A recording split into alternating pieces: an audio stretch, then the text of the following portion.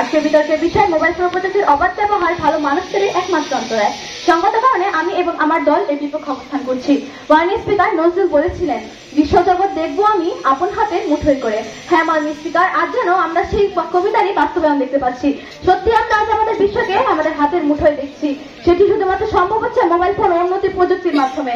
আজ আমরা ঘরে বসে দেশ বিদেশের মানুষের সঙ্গে যোগাযোগ করতে পারছি। সেটিও কিন্তু সম্ভব হচ্ছে মাননীয় স্পিকার শুধুমাত্র মোবাইল ফোন প্রযুক্তির মাধ্যমে। মাননীয় স্পিকার, আজ আমাদের মোবাইল ফোন প্রযুক্তি শুধু এতটুকুতে সীমাবদ্ধ নয়, বর্তমানে এটি বিভিন্ন পেশাতেও অবদান রাখছে, যেমন কৃষিকাজ, শিক্ষা ব্যবস্থা, চিকিৎসা ব্যবস্থা ইত্যাদি।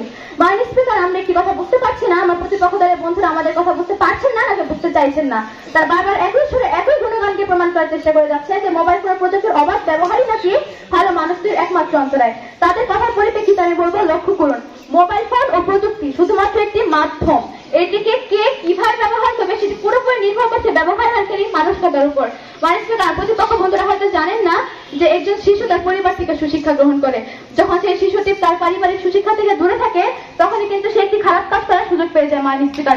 প্রতিপক্ষ বন্ধুরা বারবার করে বলে যাচ্ছেন যে তারা নাকি বিভিন্ন রকম গেমে আসক্ত হচ্ছে মোবাইল ফোন ব্যবহার করার মাধ্যমে, কিন্তু এবং তারা মনে করেন আমাদের বাবা মারা কি তাদেরকে তারা তো লুকিয়েও দেখতে পারে। তাদের কথা পরিপ্রেক্ষিতে বলবো, বাবা মারা কোনো সিসিটিভি না, বাবা মাদের সচেতন হতে হবে এই বিষয়ে। তাই মোবাইল ফোনের অবাধ ব্যবহার সেই সাথে দায়ী করা একদমই ঠিক হয়।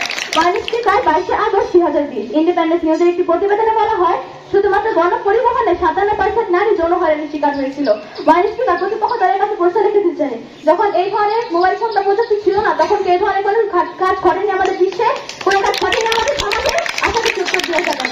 13 জানুয়ারি 2021 তাই পাড়া দেওয়ার মতো তুচ্ছ ঘটনাকে কেন্দ্র করে হত্যার মতো জঘন্যতম কাজ সংঘটিত হয়েছিল। মাননীয় স্পিকার, এই কাজের পিছনে কিন্তু কোনো মোবাইল ফোন প্রযুক্তি দায়ী ছিল না।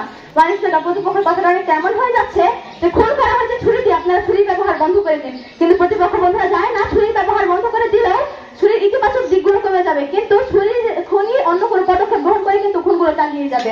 মাননীয় স্পিকার, মোবাইল ফোনের প্রযুক্তি ব্যবহার করে কিন্তু ভালো কিছু শিখছে, তার মানসিকতা কতটা উন্নত, এবং যে শিশুটি খারাপ ব্যবহার করছে তার মানসিকতা কতটা বিকৃত, সেটা হয়তো আমার প্রতিপক্ষ দলের বোধগম্য করছেই না। মাননীয় স্পিকার, আমার প্রতিপক্ষ দলের বন্ধুরা যে আজকে মঞ্চে বিতর্ক করতে এসেছেন, তারা কিন্তু একটি তথ্যের জন্য হলো মোবাইল ফোন প্রযুক্তির অবাধ ব্যবহার করেছে। যেখানে আমার প্রতিপক্ষ বন্ধুরা মোবাইল ফোন প্রযুক্তির অবাধ ব্যবহার করে যাচ্ছে, সেখানে তারা কিভাবে বলছে মোবাইল ফোন প্রযুক্তির অবাধ ব্যবহার নাকি ভালো মানুষের একমাত্র অন্তরায়, তাহলে প্রতিপক্ষ বন্ধুরা ভালো মানুষ নয়, আশা করছি আপনাকে উত্তর দিয়ে যাবেন। মাননীয় স্পিকার, তথ্য ও প্রযুক্তি ছাড়া সেকেন্ডের মধ্যে পুরো বিশ্ব থমকে যাবে। আর প্রতিপক্ষ বন্ধু কি পারবেন বিদ্যুতের একটি পৃথিবী কল্পনা করতে? পারবেন তথ্য যোগাযোগবিহীন একটি বিশ্বকে কল্পনা করতে? আর আমার প্রতিপক্ষ দলের বন্ধুদেরকে বলছি, লক্ষ্য করুন, আমরা চাইলে কিন্তু প্রযুক্তি থেকে দূরে থাকতে পারবো না। আমার প্রতিপক্ষ দলের বন্ধুরা একটু আপনার চারপাশে লক্ষ্য করবেন, আমাদের ঘরে লাইফ স্টাইল থেকে শুরু করে আমাদের ওয়াশরুম পর্যন্ত কি কি উন্নত প্রযুক্তি রয়েছে। মাননীয় স্পিকার, আমরা প্রতিপক্ষ দলের বন্ধুরা যদি পারেন যে প্রযুক্তি থেকে দূরে থাকবে, তাহলে আমি তাদেরকে একটি নির্দেশনা দিয়ে যাই যে আপনারা আজই বাসায় গিয়ে আপনাদের বাড়ির সকল বিদ্যুৎ সংযোগ লাইন কেটে দিন এবং হারিকেন নিয়ে বসে থাকুন। আমি আপনাকে হারিকেন নিয়ে বসে থাকার জন্য কেউ নয়, কারণ হারিকেন হচ্ছে আদিম যুগের একটি উন্নত প্রযুক্তির উদ্ভাবন। হারিকেনের তেল থেকে শুরু করে সকল যন্ত্রপাতি কিন্তু মাননীয় স্পিকার উন্নত প্রযুক্তি দ্বারাই তৈরি করা হয়েছে। মাননীয় স্পিকার, আমাদের প্রতিপক্ষ দলের একজন বক্তা বলে গিয়েছিলেন যে বোমের কথা, কিন্তু মাননীয় স্পিকার, এই বোম কিন্তু নিরীহ মানুষকে হত্যা করার জন্য নয়, বরং নিজের দেশকে, নিজের দেশের মানুষকে রক্ষা করার জন্য ব্যবহার করা হয়েছে। আমরা যদি দেশে আমার দেশের উপর অন্য কোনো দেশ আক্রমণ করতে আসে, তখন তো প্রতিপক্ষ দলের বন্ধুরা হাত লুকিয়ে বসে থাকবেন নাকি তাদের বিরুদ্ধে কথা বলবেন? সেক্ষেত্রে কিন্তু আমাদেরকে একটি কিছু অবলম্বন করতেই হবে মাননীয় স্পিকার। শুধু এতটুকুই না মাননীয় স্পিকার, আমরা প্রতিপক্ষ দলের বন্ধুদেরকে বলতে চাই, খারাপ মানসিকতাকে ঘৃণা করতে শিখুন, খারাপ মানুষ তো নয়, কারণ একজন মানুষ খারাপ হয় তার খারাপ মানসিকতার কারণে। সেক্ষেত্রে মোবাইল ফোন প্রযুক্তিকে দায়ী করা একদমই ঠিক নয়।